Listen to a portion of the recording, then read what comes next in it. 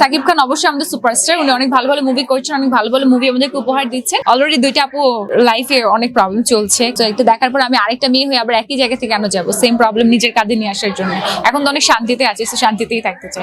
আমি অফার পেয়েছি ভাইয়ের সাথে কাজ করার, বাট আসলে আমার ফ্যামিলি থেকেও দিবেন এবং আমার ইচ্ছে নেই। আমি একটা মেয়ে, উনি একটা ছেলে, দুর্বল হওয়াটাই স্বাভাবিক। ফেসবুকে মেসেঞ্জারে গেলেই হাজার হাজার বন্ধু, তখন আমাদের কাছে মনে হয় যে না, একজনকে ছাড়লে আমরা মনে হয় আরো 10 জন পেয়ে যাচ্ছি। তুমি কোন শহরের মাইয়া গো? লাগে উড়ে দাও। আমি নারায়ণগঞ্জ শহরের মেয়ে। বর্তমান সময়ে আমি মডেলিং নিয়ে অনেক বেশি ব্যস্ত, ফটো সেশন নিয়ে। আর এখন যেহেতু ব্রাইডাল সিজন, কিছুদিন পরে ব্রাইডাল নিয়ে অনেক বেশি বিজি। অবশ্যই ভবিষ্যৎ অনেক বেশি ভালো, কারণ আমাদের ইন্ডাস্ট্রি এখন অনেক বেশি এক্সটেন্ড হয়েছে। সবাই এখন দেখা যাচ্ছে যে অনেক বেশি ইনফ্লুয়েন্সাররা কাজ করছে। তারপরে হচ্ছে এখন মানে আমরা যারা মডেলস, তাদেরও কাজের পরিধি অনেক বেশি বেড়েছে।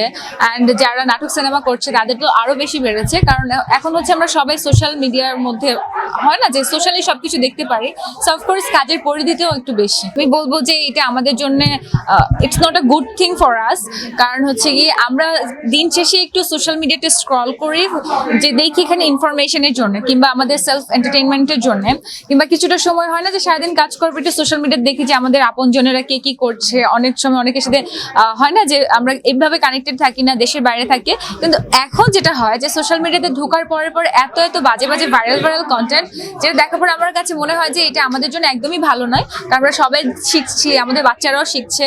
সো এটা বলবো যে আমরা সবাই এটা দেখে নিজের মধ্যে নিয়ে আসছি, এবং হয় না যে অনেক অন্যায় করতো, এখন আমাদের মধ্যে কোনো বাধা কাজ করে না। আগে হতো যে বাবা মা বিয়ে করাই দিত, কিংবা প্রেম করলেও চিঠির মাধ্যমে আমরা প্রেম করতাম। বাট এখন যেটা হয় যে ফেসবুকে মেসেঞ্জারে গেলেই হাজার হাজার বন্ধু, তখন আমাদের কাছে মনে হয় যে না, একজনকে ছাড়লে আমরা মনে হয় আরো 10 জন পেয়ে যাচ্ছি। এটাই আর কি। সাকিব খানের সাথে কাজ করার কোনো ইচ্ছা আছে? না, কোনো ইচ্ছা নেই, কারণ আমার কমার্শিয়াল মুভি করার কোনো ইচ্ছা নেই। সাকিব খান অবশ্যই আমাদের সুপারস্টার, উনি অনেক ভালো ভালো মুভি করছেন, অনেক ভালো ভালো মুভি আমাদেরকে উপহার দিচ্ছেন। বাট আমার যেহেতু কমার্শিয়াল মুভি করার ইচ্ছা নেই, তাই আমার নেই আর কি। আমি অফার পেয়েছি ভাইয়ের সাথে কাজ করার, বাট আসলে আমার ফ্যামিলি থেকেও দিবেন এবং আমার ইচ্ছে নেই। দিবে না কেন? ভয়ে? কারণ আপনারা দেখতেই পাচ্ছেন বিয়ে, সন্তান, এইটা সেইটা। সো আমরা সবাই একটা সমাজে থাকি, সো যেখানে হয় কি যে আমাদের অনেক কিছু মেনটেন করতে হয়, সেই কারণেই দিবে না। সাকিব খানের সাথে বিয়ে, সন্তানের কারণে কাজ করতে দিবে না? হ্যাঁ, অবশ্যই, কারণ দেখা যাচ্ছে যে একটা যদি ব্যাড রুমার ছড়া যায়, তখন তো আমি তো একটা মানুষ, আমি তো একটা সমাজের মধ্যে থাকি। সো এই জিনিসগুলো নিয়ে আসলে বেঁচে থাকাটা অনেক বেশি টক্সিক আমার মনে হয়। নিজে কি দুর্বল হয়ে পড়বেন সাকিব খানের প্রতি, এই কারণে কাজ? আমি একটা মেয়ে, উনি একটা ছেলে, দুর্বল হওয়াটাই স্বাভাবিক। এটা মানে আহামরি কোনো কিছু নয়, কারণ আপনি সবসময় আপনার অপোজিটকে অ্যাট্রাক্ট করবেন, এটাই নিয়ম। So why not. আমি বলবো যে কমার্শিয়াল বাদে যদি হচ্ছে গিয়ে আপনার আর্ট টাইপের হয়, যদি এটা সাকিব ভাইয়ের সাথে হয় তাহলেও করবো, কিন্তু কমার্শিয়াল মুভি করবো। প্রেমে আসলে পড়বো না, কারণ মনটা আসলে লক করা অন্য জায়গায়। হ্যাঁ, একজনের জন্য তালা মেরে রেখেছি, সো এখানে আসবেন না।